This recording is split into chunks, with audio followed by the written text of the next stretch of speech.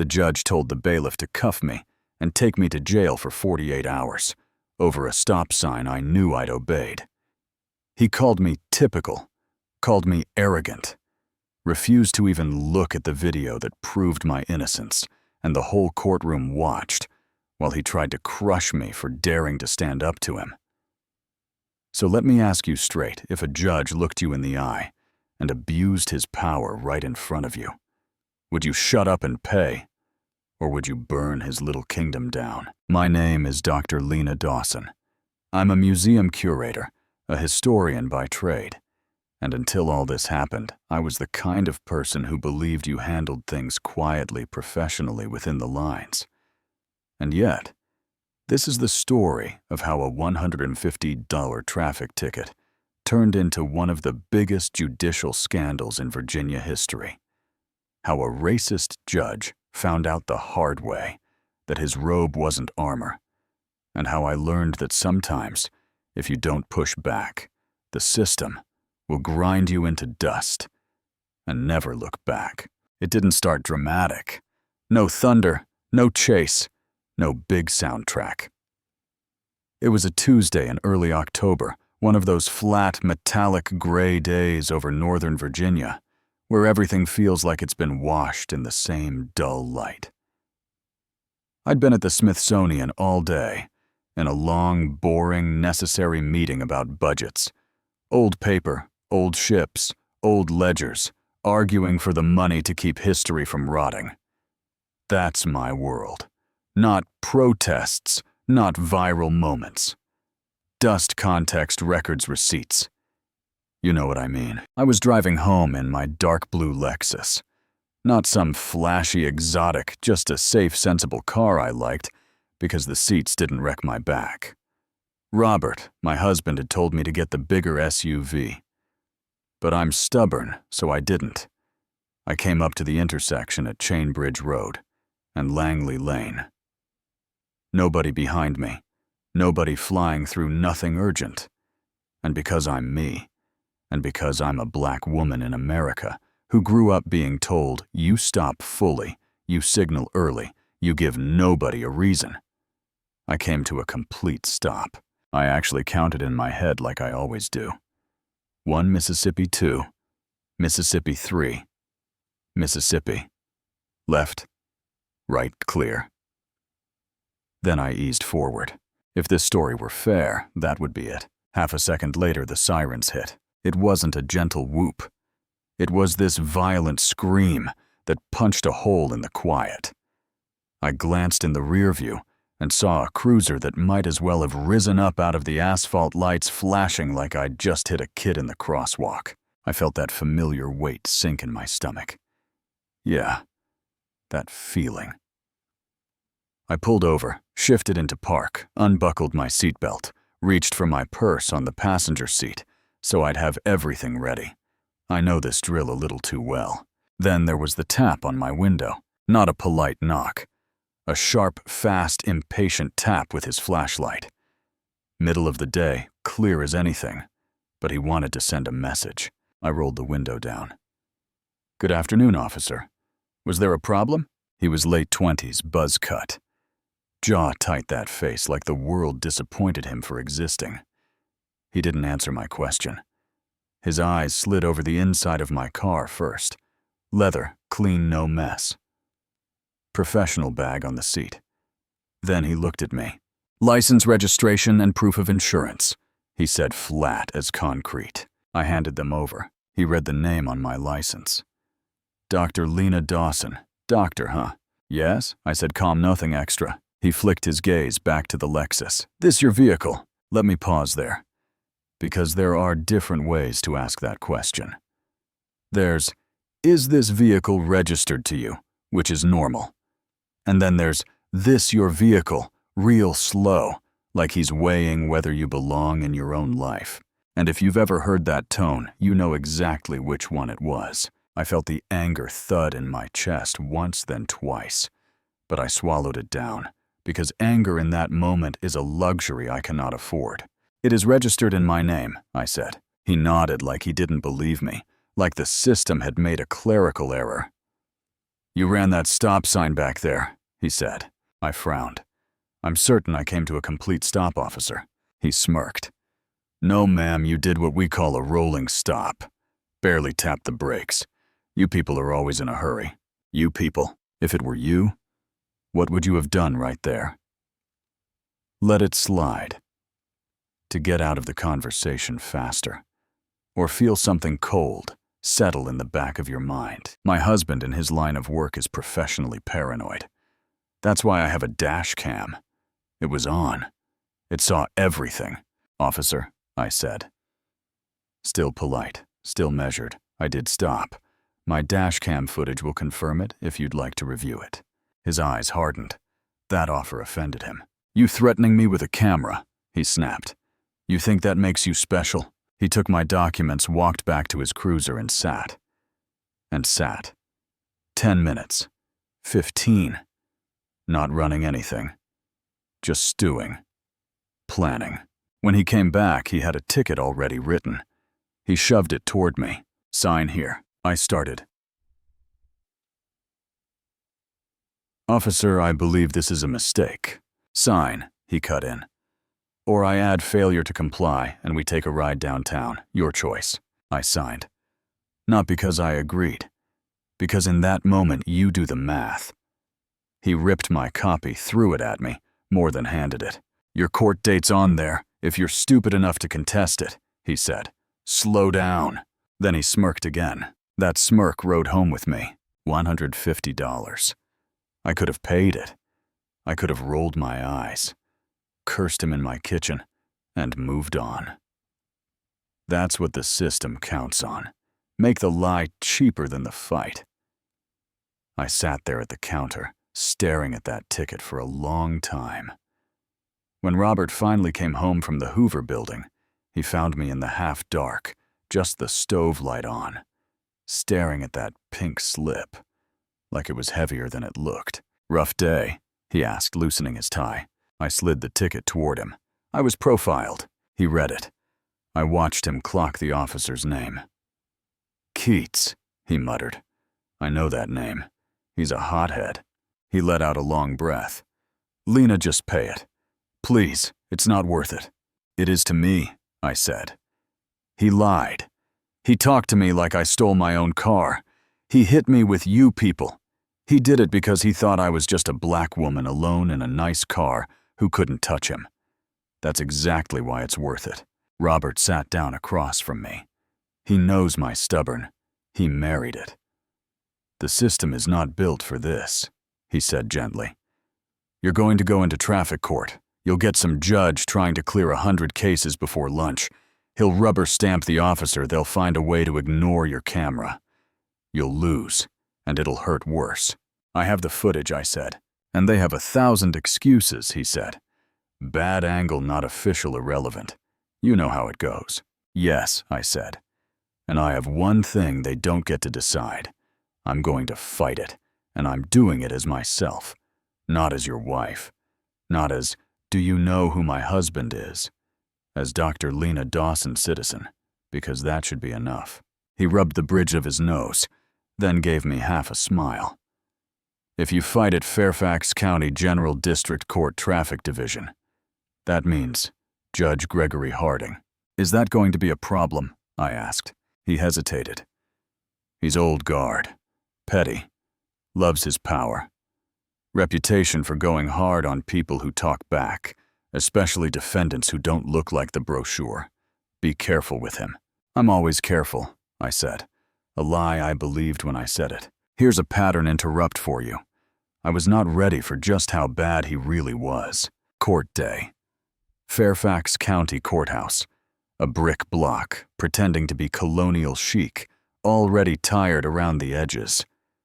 I walked into courtroom 2B with my charcoal suit. Low heels, leather briefcase hair. Neat face. Calm. I looked like a lawyer. That was deliberate. Inside, the air smelled like stale coffee stress and cheap disinfectant. Packed benches. People clutching papers. Citations their whole week in their hands. The public defender, Sarah Jenkins, Looked like she hadn't had a full night's sleep in 3 years. "All rise," the bailiff called. Judge Harding came in like he owned oxygen. Late 60s. Perfect white hair. Permanent sour expression. The robe, the walk, the way he sat. It all said, "I am the law, and I enjoy it." He got to work. Assembly line. One young guy in paint-splattered clothes tried to explain he was late for work, so he sped Harding, cut him off with a fine, and costs before the sentence was finished. A young woman shaking at the podium tried to explain she drove on a suspended license to get her child to the hospital. Harding mocked her. Twisted, her words slammed her with a bigger fine and 6 more months of suspension. Then lectured her about responsibility. Sarah tried to advocate at one point, and he waved her off with, "Save your breath, Miss Jenkins. Your client's guilty as sin, plea it out or I'll give him the max." This wasn't a judge having a bad morning. This was a man who liked hurting people with a pen. Then, Commonwealth versus Lena Dawson. I stood. Walked up. Felt his eyes crawl up from my shoes to my suit, to my face. He lingered for half a second on the fact that I fit into this space like I belonged there. It bothered him. "Lena Dawson," he said, deliberately mispronouncing it. "Failure to obey a highway sign code such and such. How do you plead?" "Not guilty, Your Honor," I said. The front row shifted. In his court over a stop sign, "Not guilty," was like throwing a drink in his face. He narrowed his eyes. "Not guilty. Wasting the court's time. Officer Keats to the stand." Keats came up like he was walking onto a stage, hand on the Bible script ready. He recited. I rolled through the sign he observed, clearly initiated. "Stop issued citation, end of story." The prosecutor barely paid attention. He'd seen this show 100 times. "Thank you, officer," the prosecutor murmured. Harding turned to me. "Ms. Dawson representing yourself, or is your high-priced counsel late?" "I'm representing myself, Your Honor," I said. He smirked. "Wonderful. Cross-examine. Let's see what you've got." So I did. Officer Keats. "When you say I failed to come to a complete stop, you're saying my wheels did not fully stop turning at any point, correct?" "Correct," he said firm, like the word itself had weight. "And where were you positioned?" "Concealed position off Langley," he said. "Monitoring the intersection. So behind me and to my right." "Yes, and from that angle from behind and off to the side, you can state with absolute certainty that my front tires were in motion the entire time, not stopped even for a second."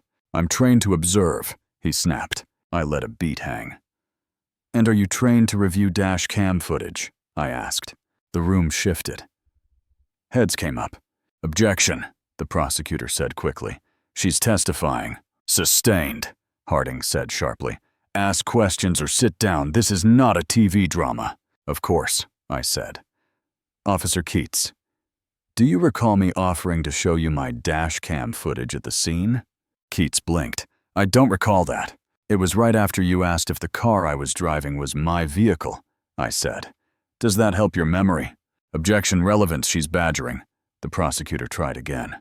"I'll be the judge of that," Harding snapped, enjoying his own pun a little too much. Then he swung on me. "Sit down, Miss Dawson. That's enough. I've heard enough of this little performance." "Your Honor," I said, "I have exculpatory evidence that proves." "You have nothing," he shouted, slamming his hand on the bench. "You have a chip on your shoulder. You think you can come in here in my courtroom and call this officer a liar because you don't like your ticket. You people think the rules don't apply to you." There it was. He didn't even bother to hide it. "I am not slandering him," I said, keeping my voice very calm because inside I was shaking. "I am stating a fact. He is lying, and I can prove it if you allow me to present the video." He leaned forward, eyes burning. "You are dangerously close to being held in contempt. Your so-called proof is inadmissible. Your testimony is self-serving. I've seen your kind." That phrase again. Your kind. If it were you, how long would you keep smiling? So I stopped. "With respect, Your Honor," I said, The only person behaving like he's above the law right now is you." The whole room gasped. The bailiff's hand went to his weapon. Keats' face went pale. Harding went very, very still. "That is it," he hissed. "I find you guilty of failure to obey. Maximum penalty $2,500 fine. And 40 hours community service picking up trash. Maybe that'll teach you respect," and he paused, savoring it. "Contempt of court. 48 hours in county lockup. Bailiff, take Miss Dawson into custody." Just like that. No jury, no evidence, no relevance. He wanted a spectacle. The bailiff stepped forward, but he hesitated. He knew this stank. "Judge Harding, I said before you do this, I am strongly advising you to stop." He laughed ugly and loud. "Are you threatening me in my own courtroom?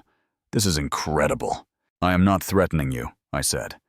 "I am telling you that you are making a catastrophic mistake in front of a room full of witnesses." "I am the only witness who matters," he snapped. "And that right there is how you know a man is about to fall." I reached slowly into my briefcase. Everyone tensed. I didn't take out the USB. I took out my wallet. "What is that?" he spat. "Your checkbook. You think you can buy your way out." "This is my federal dependent identification card," I said. He scoffed. "Your husband is in the military. So what that doesn't give you." "My husband," I said clearly, "is not in the military. My husband is Robert Dawson." Harding sneered. "I don't care if your husband is the secretary of—" "He is the director," I said, "of the Federal Bureau of Investigation." Silence. Not quiet. Not polite. The kind of silence where you can hear every heartbeat in the room. In the back, the courtroom doors opened. 2 men in gray suits stepped in. No badges flashing, no guns drawn. Just that look you recognize real fast if you've ever lived near D.C. Calm, watchful, dangerous was, without trying. Robert's security detail. Donovan, the prosecutor, went sheet white. "Judge," he whispered, "please, listen to her." Harding's mouth opened closed. "If you are lying," he stammered, "that is a federal crime impersonating making such a claim." "I'm not claiming," I said. "I'm stating a fact. The bailiff can verify this card. Or you can ask the gentleman at the back." One of the agents lifted his phone, just held it up like a reminder. Pattern interrupt. In 1 second, the predator realized he was prey. "This is—" Harding swallowed. "This is a misunderstanding. A simple misunderstanding." "You called me a liar," I said. "You refused my evidence. You fined me an illegal amount. You tried to jail me for contempt because I challenged your bias. Which part of that was simple?" He broke. "Case dismissed," he croaked. "I'm sorry, Your Honor." "I didn't hear you," I said. "Case dismissed," he snapped louder. "With prejudice. Contempt vacated. You are free to go, Dr. Dawson. My apologies." Then he turned on Keats. "Officer Keats, you are ordered to report to your commander immediately. You are under review for possible perjury." Just like that. He tried to toss his trash overboard to keep the boat afloat. I closed my briefcase. I looked at Sarah Jenkins. Her face wasn't just tired anymore. There was something fierce waking up there. I gave her a small nod and walked out. That could have been the end. Humiliated judge, smug cop in trouble. My ticket gone story, wrapped with a neat little karma bow. But that would have been too easy. Stick around because what happened next will blow your mind. Word travels fast, especially when the words are, "He tried to jail the FBI director's wife in open court." A reporter from the Washington Post, Beth Pearson, heard whispers in the hallway, decided to start digging. She found Sarah Jenkins, who finally felt safe enough to talk. Sarah told her everything. How Harding bullied defendants, especially the poor immigrants, black and brown folks. How he tossed max penalties like confetti. How he respected wealth and certain last names, and nobody else. Patterns that hurt real people. That story hit. The Judicial Conduct Board opened an emergency investigation. And because of the referral Robert made, as a private citizen by the book, the Department of Justice Civil Rights Division took a look too. They pulled Harding's records, his sentences, his fines, his contempt rulings. The numbers told the story he couldn't hide behind tone and charm. Then they pulled his finances. That's when the floor opened. This man with the old money posture, the club membership, the country club suits. He was broke. The family money was long gone. But the lifestyle was alive and well paid for by something that didn't come from his official salary. They found payments from a private for-profit probation company. Over and over. Routes that connected his courtroom to their bank accounts. Here's how it worked. Harding steered certain defendants, mostly poor many minorities, into that company's intensive probation. High fees, mandatory check-ins, impossible conditions. If they missed a payment or fell behind, that counted as a violation. Violations sent them right back to Harding, who then sentenced them to jail time. He was running a quiet debtor's prison using the power of the state, ruining lives for a kickback. Yeah, that happened. When Keats realized he could be facing real federal charges, perjury, civil rights violations, he flipped. Suddenly he remembered conversations, expectations, targets. He admitted there was an unspoken quota that certain neighborhoods and certain drivers were good prospects for feeding the system. I'd just been an extra insult, a black woman in a nice car who didn't fold on command. The arrest didn't come in his courtroom where he played king. It came at his country club in Reston, on the 18th green, in full view of his friends. Same gray suits plus federal marshals. Gregory Harding. They said, "You are under arrest for wire fraud, conspiracy, and deprivation of rights under color of law." The same man who tried to lock me up for calling out a lie started sobbing on the grass. The trial moved to federal court in Alexandria. Big glass building, sunlight pouring in everything. His grubby little traffic court was not. The case, United States v. Gregory Harding. I took the stand first. Not as the director's wife, but as the woman he tried to break. I told the jury what you've just heard. His words, his tone, the way he said, "You're kind," the illegal fine, the rushed contempt, the refusal to even look at evidence. I didn't shout. I didn't dramatize. I'm a historian. I know exactly how to lay out a record. His lawyer tried to paint me as powerful, vindictive, using my husband's position to bring down a good man over a bad moment. "Didn't you use your husband's title to intimidate Judge Harding?" he asked. "No," I said. I told the truth about who I am after he had already abused his power. I didn't use my husband's name to get out of a valid ticket. I used it to stop a corrupt judge from illegally jailing me. The prosecution brought in Sarah Jenkins, who described years of bias and bullying. They brought in Mr. Gutierrez and others whose lives he'd wrecked. They brought in Keats, who testified to Harding's expectations and patterns in exchange for a deal. Then they showed the bank records, the wire transfers, the paper trail from misery to money. It didn't take long. Guilty. On conspiracy. On fraud.